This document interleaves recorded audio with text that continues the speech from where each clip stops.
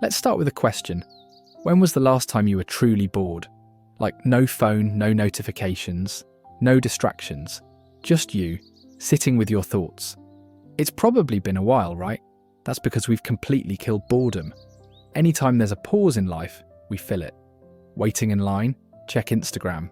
Sitting on the couch, scroll TikTok. Even during conversations, we're sneaking glances at our screens. Here's the wild thing. Boredom isn't the enemy we've made it out to be. In fact, it's one of the most powerful states your brain can be in. When you're bored, your mind starts to wander. It begins connecting dots, dreaming up ideas, and solving problems you didn't even realize you were thinking about. But when we're constantly overstimulated, our brains never get the chance to do that. Think about it like this. Your brain is like a computer with way too many tabs open. Social media, emails, YouTube videos, it's all running in the background, draining your mental energy. Boredom, on the other hand, is like hitting the refresh button. It gives your mind space to breathe, to process, to daydream. And let me tell you, some of the most creative ideas come from daydreaming. Back in the day, boredom wasn't just a common experience, it was a productive one. Philosophers, scientists, and artists often credited their breakthroughs to moments of idle thinking. Isaac Newton wasn't scrolling his phone when the apple fell. He was probably just sitting there, bored out of his mind.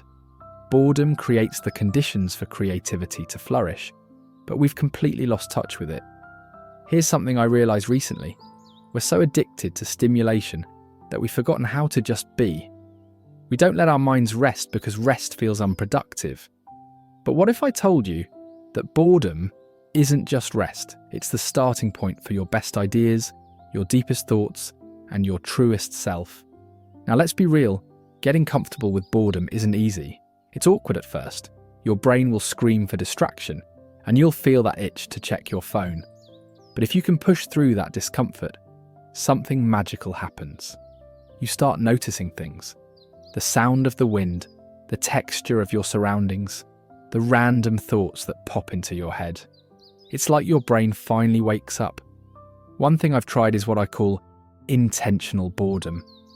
I'll leave my phone at home and take a walk with no music, no podcast, just me. At first it's painfully quiet, but then my mind starts to wander.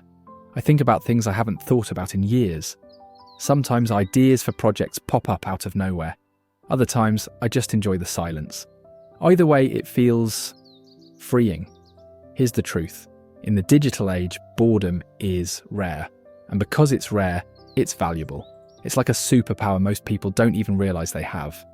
While everyone else is stuck in an endless scroll, you have the chance to step back, to reflect, to think deeply. That's where the real magic happens. So the next time you feel that itch of boredom creeping in, resist the urge to fill it. Don't reach for your phone. Don't distract yourself. Just sit with it. Let your mind wander. It might feel uncomfortable at first, but that's where growth happens. Boredom isn't a void to be filled. It's a space to be embraced. It's where creativity is born, where clarity emerges, and where you reconnect with yourself. Now take a breath. Let that sink in. Imagine a moment where it's just you and your thoughts, uninterrupted. The hum of the world quiets and you're finally alone with your own mind. Feels kind of rare, doesn't it? Hold on to that. That's your superpower. Don't let it slip away.